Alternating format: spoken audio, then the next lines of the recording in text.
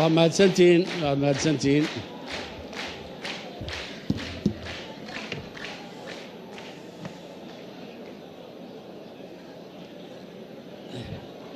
بسم الله الرحمن الرحيم. الصلاة والسلام على رسوله الأمين سيدنا وحبيبنا محمد صلى الله عليه وسلم. ما أنت بقول لباتن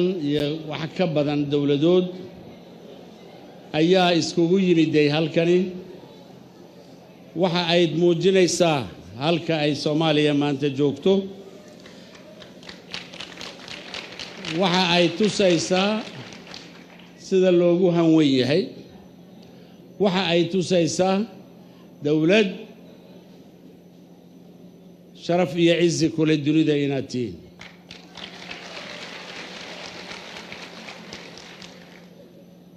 waxa aan ka faa'iideysanaynaa fursadani maanta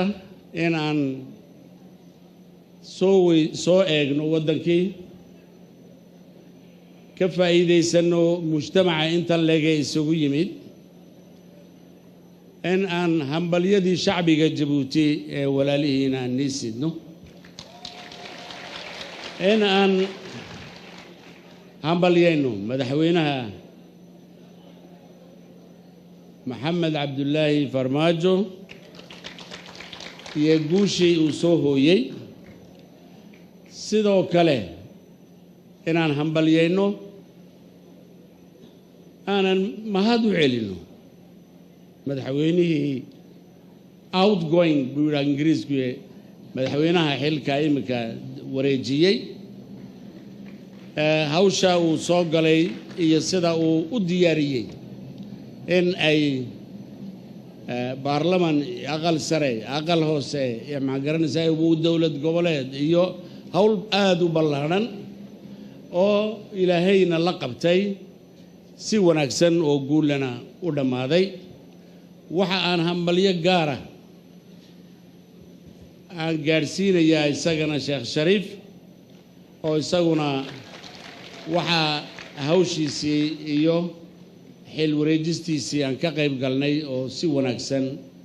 isaguna u gutay hawshiisa Sheekh weyn baa jooga halkan oo la yiraahdo Jawaari oo isaguna udub dhaxaad ka hab socodka iyo dhismaha dawladda federaalka ee Soomaaliyeed ee cusub oo dadkii iska diideen inay ruqseeyaan kolka uu yani hawsha uu qabtay iyo ta soo socota uu doonayo inuu qabto iyo culayska la sii saarayo waxa muuqata inuu yahay nin hawlkar ah wali waa shaqaynaysaa inkastoo timuhu ku cadaadeen nothing awama gudoomiyaha cusub ee sanadkana waan hambalyeynaa isagana inkastoo wali isgaranaynin walaalayaal waxa aan sidna waxa weeyaan kalgacal iyo walaalnimo waxa aan sidnaa inaan nidhaahno agtiina ayaan joognaa sidii awalba aan u joogaynay baan u joognaa madaxweynaha cusubna si gaar ayaan doonaynaa inaan ugu muujino kalgacal iyo wada shaqayn iyo wixii anagu aan ku dhaanno inaan la garab taaganahay muruq iyo maal intaba waxa aan jecelnahay Soomaaliya oo iyadu nafteeda heshiis la waxaan jecelnahay Soomaaliya oo hawsheedii regionka ama gobolka sidii ay u gudan jirtay u gudata waxaan jecelnahay iyada oo walaal la caalamka islaamka iyo carabta iyo guud ahaan regionkeena waxa aan jecelnahay cizigeygii iyo sharafteedii in ma garanaysaa ay yeelato madaxweynaha cusub waxa aan leenahay dadweynaha Soomaaliyeed maanta wuxuu kugu soo dhaweeyay si gaar ah ayuu kugu soo dhaweeyay waxbaa nooga muuqda dee waxaas yani kalgacalka iyo soo dhaweynta gaarka ee magaalo walba dalka gudihiisa iyo dibadda aan ka maqlayno waxa ay ku farayaan baa jira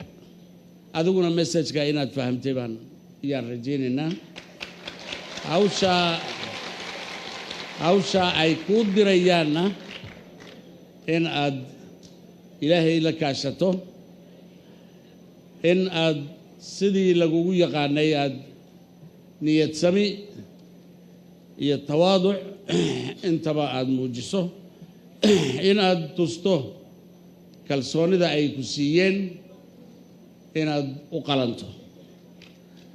waxaan jecelnahay inaan dadweynahana ku nidhaahno walaalahayow hawshan ninkan hortaallaahay tu yar maaha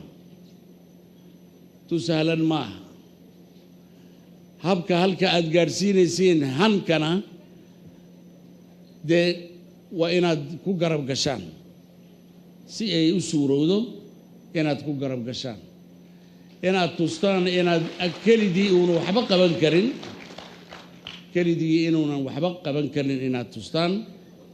asaguna waxa uu ku dhiiranayaa haddii uu arko hareerihiisa inaad joogtaan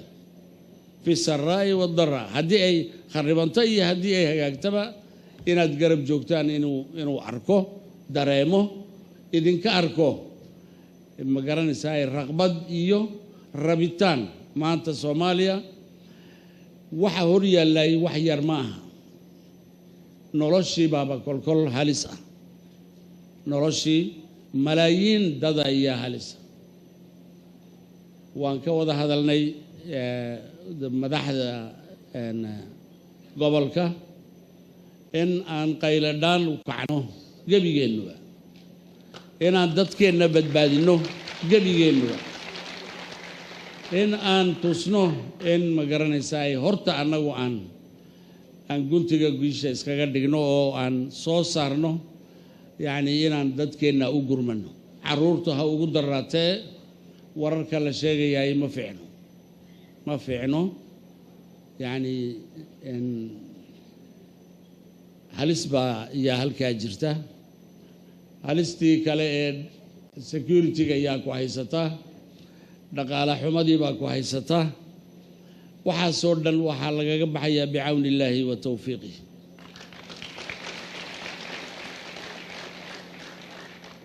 raganimo ku dar haddana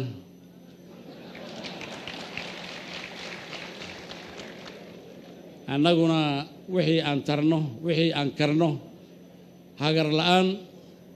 la'aan inaan nirab joognana inaad ogaatiin baan doonaynaa Soomaaliya ha noolaato ha weynaato ha korto ha adkaato ha ciziya sharafteeda ha soo ceshato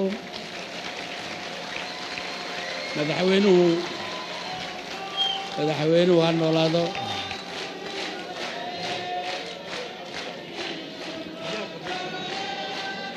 taageera weligiile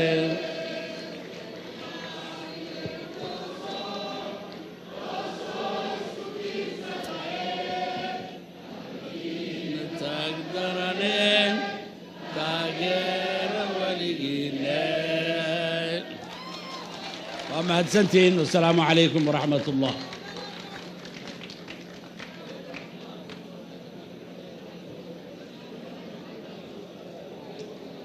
aad iyo aad buu u mahadsan yahay madaxweynaha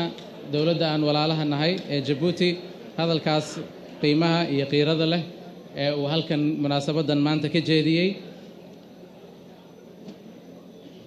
aad iyo aad buu u mahadsan yahay